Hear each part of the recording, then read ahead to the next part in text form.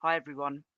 Every year with the FPL community during pre-season, there always seems to be some sort of trend that takes place whereby everyone hops onto it, and then every year, just before game week one, everyone bottles it and they revert to type. So in seasons gone by, it's always been five-man defense being a phase, you could say, in pre-season, and then it gets canned because it's not sustainable. And this year, it seems like a lot of content creators and FPL experts are peddling this narrative that the no-Salah draft is the norm. And fair play to them. His ownership within FPL seems relatively low compared to previous seasons. But let us not forget that this is Mohamed Salah. He is fixture proof. He has defied the odds time and time again in FPL. Of course, you could say that he hit his high back in the 2017-18 season with that record 300 plus points haul. And then ever since then, some could say that, oh, it's just been downhill ever since. But of course not. He's been scoring goals, getting assists, and even last year, well, the season gone, 239 points isn't even his worst FPL season.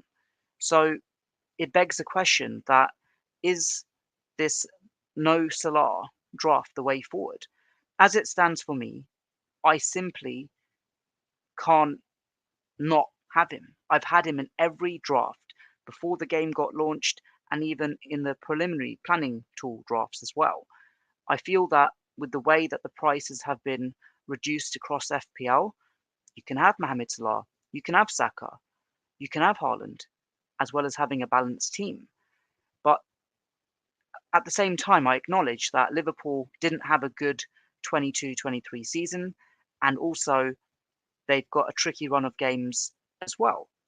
So it got me thinking, is it something that I would consider from the onset? And the answer is no at the moment, unless I see that Liverpool are struggling for form during pre-season or there's issues with fitness with Mohamed Salah. But just for the purpose of doing an illustration, I'm going to show you what my iteration is of the best I can do with a no Salah draft in FPL.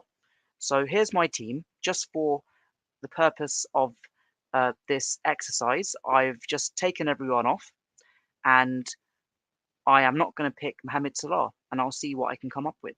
I'm not going to save the team because it's not my mode of thinking right now, but just so that you've got something to ponder upon, we'll go and see what we can come up with. So here we go. I'll restore Haaland. Of course, I want him in my team. Can't restore Mohamed Salah. I will have Saka in this no Salah draft. And of course, I don't think it's sustainable if he hits the ground running and then you don't have him. So just for context, we'll just create a no Salah draft for, let's say, the first four game weeks during the international break. Because it may be that, let's say, after the Bournemouth match, he hits the ground running, scoring goals, and you still don't have him by game week 3. Game week 4, you can wildcard and get him in without a -4 or a -8. So let's get Saka restored. Of course, you don't have Mohamed Salah. You're going to have Trent Alexander-Arnold in your team. We'll have John Stones as well. We can afford him as well. You'd hope that John Stones will also be playing in that new role that he's demonstrated, albeit he wasn't getting the minutes towards the end of last season, of course, due to Man City's multiple competitive commitments. So here we are. We've got those players restored, nice and easy. And then let's have a look. Who else can we get in here? I want Marcus Rashford. So in he comes as an option because I want to attack United's opening run of games. Of course, they've got Wolves and Forest, and I'm actually going to go and pick a United defender as well. Should I have Bell? Yeah, I'll have Bell as my dud sub in this iteration. So he is restored. Um, do I want Gabriel? So what I'll actually do is I'll try and accommodate Ramsdale as my Arsenal defensive cover here. So in he comes. Oh, let's get him there. Ramsdale is there. We'll have Areola as our 4.0 sub keeper, so he can be there. And I want Luke Shaw, so select a replacement. Let's attack United's opening run of games. So budget-wise, it's 36.5 million still to go. Yep, we'll have the Stupinan as well, purely because Brighton have those generous run of games as well from the start.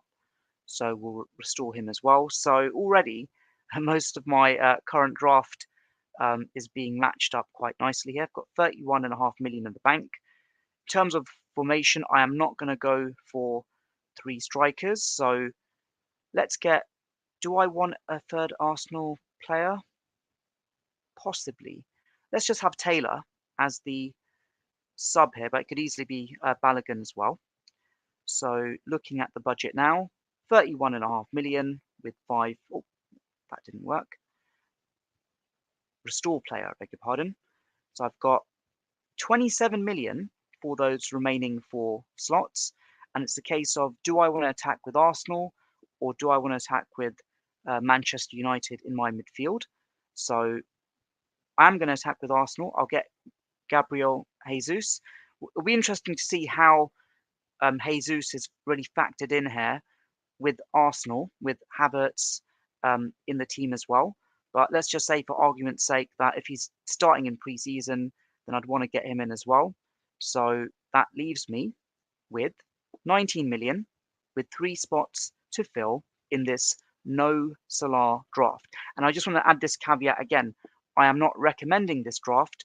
I've seen so many people have already been attracted towards it, and there are pros and cons to it as well. But my default right now is to have Mohamed Salah.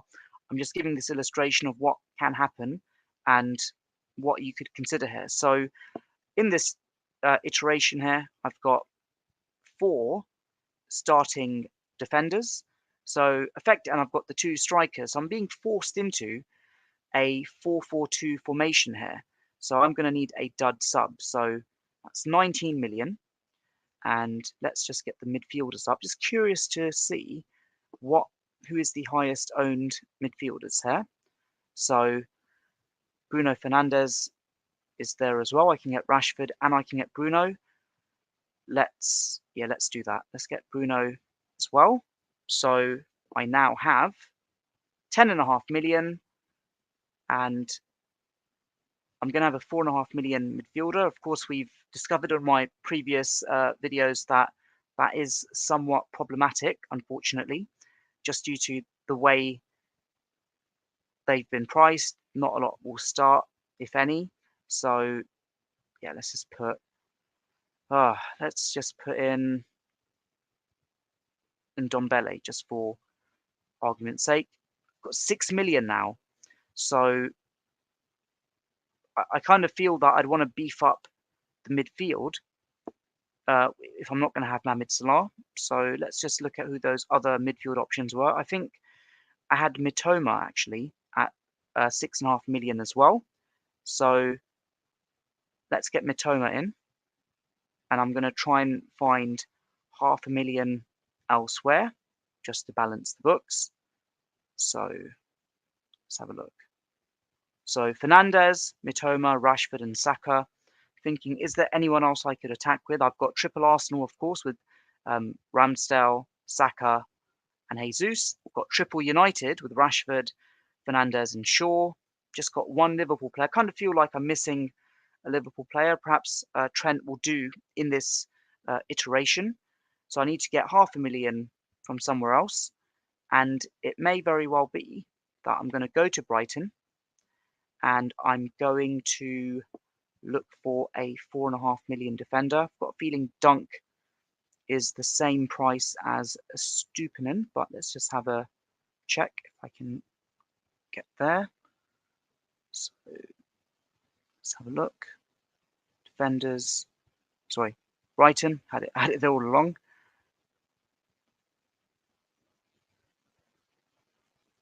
Yeah, dunked 5 million. So thinking, what else could I do here potentially? I could get rid of Shaw. I don't want to get rid of Shaw. I think it would just go all out attack there. Um, it's kind of stuck. 500,000. So, and this is live, so I can't edit it. Let's just, yeah, I want to Stupinan. Let's just assume Akanji starts the community shield, and there's hope that he'll start City's opening run of games. Let's just go here. There he is at 5 million. So in this iteration, I've balanced the books. That's exactly 100 million spent in this no-Salah draft. Ramsdale in goal, 5 million. Of course, we're playing a 4-4-2 formation. I mean, what I could potentially do is get rid of one of these defenders and force myself into a 3-5-2 here, which is an option as well. Of course, we know what Pep Roulette can do.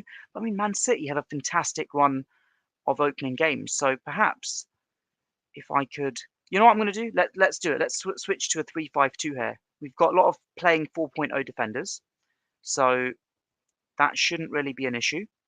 I'm going to go to Sheffield United. I'm going to go to Baldock. There's hope that he may start initially. And you've guessed it, I'm going to get a Man City midfielder, 7.5 million.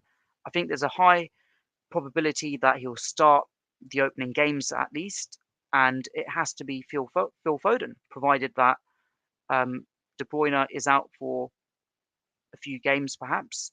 So in this iteration, no Salah draft. I think there is no Salah draft that's sustainable as a long haul draft. It simply wouldn't work. If he hits the ground running, scores goals, you're in trouble, and you can't just like assume, oh, he won't score, he's due not to score, etc., unless he's got a horrible run of form. So yeah, we've shifted the iteration here. So yeah, there is a 4-4-2 example where you pick a City defender in a Kanji, but if we're going all out attack without Mohamed Salah, Ramsdale in goal, Luke Shaw, Estupinan, and Alexander-Arnold. Let's just zoom in. Let's zoom in right here. Got a nice close-up of them all. I think that's too close. So Ramsdale, Shaw, Estupinan, Alexander-Arnold.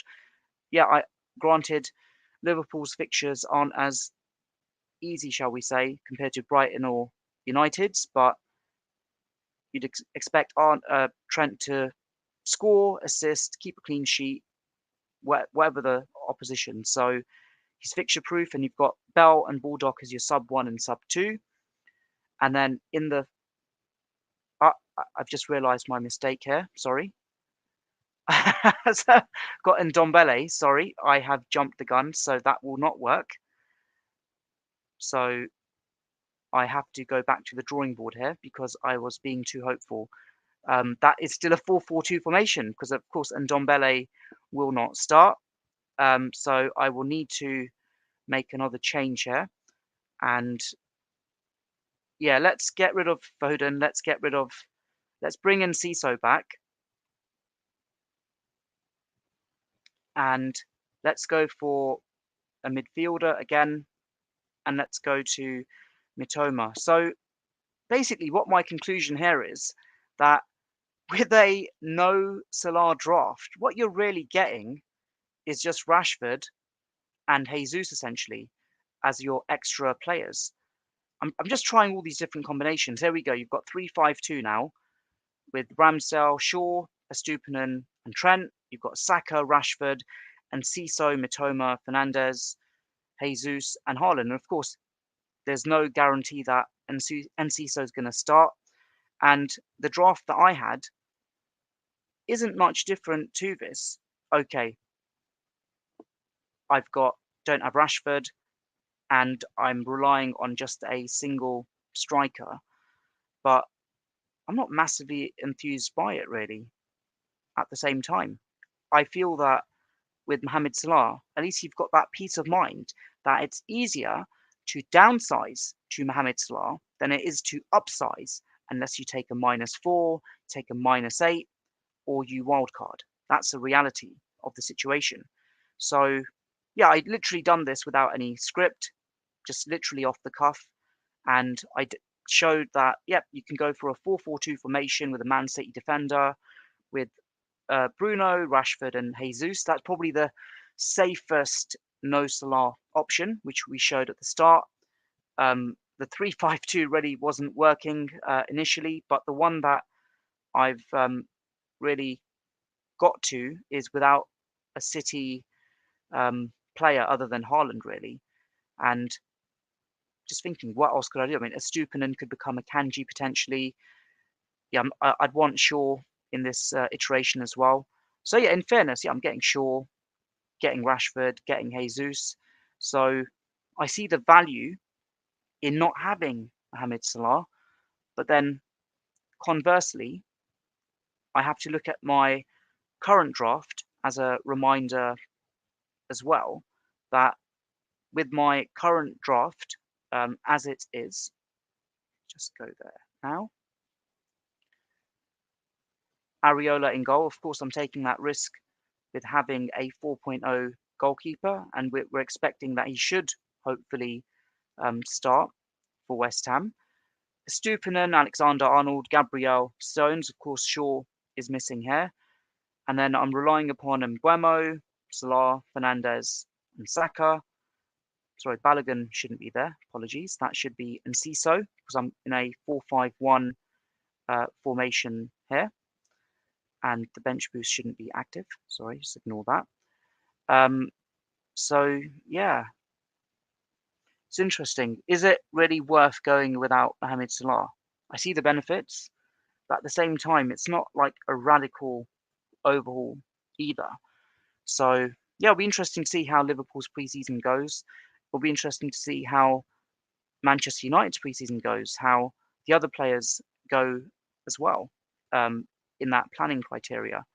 But it's, yeah, I just have to go through that thought process. I kind of feel that a lot of the no Salah drafts that we've seen right now, it's almost like groupthink. Everyone is going no Salah because everyone else is doing it.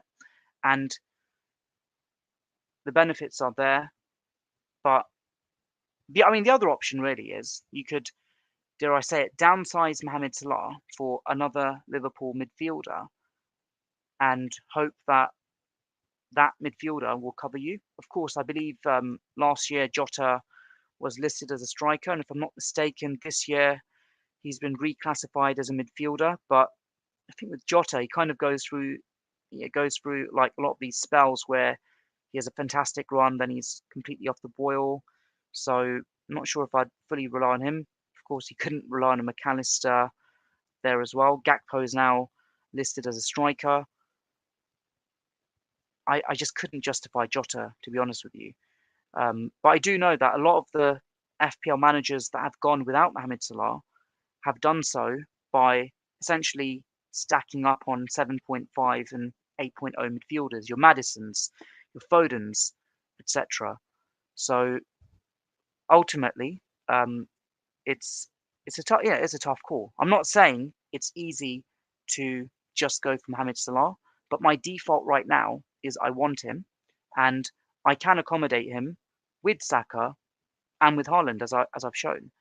But I just wanted to go through this exercise just to show that yes, fair enough. There are benefits to not having Mohamed Salah, but at the same time, I kind of feel like fascinated that he's basically like a differential. It's probably his lowest preseason ownership since arguably he first joined Liverpool during the summer of 2017. I'm just basing that on just like a sheer guess there, anecdotally speaking. So that's something to keep in mind as well, that you could effectively own Mohamed Salah as a differential. Let's just say you've got him in game week 1, fails against Chelsea, fails against Bournemouth. You've got 2 free transfers. Get him out, get your 4.5 out, and then you're done with him. So there you have it. That is my best attempt of creating a no Salah draft. Let me know in the comments below how your equivalent is. And as always, if you can like, share, and subscribe, that would be greatly appreciated. Take care and all the best, everyone. Thank you. Bye.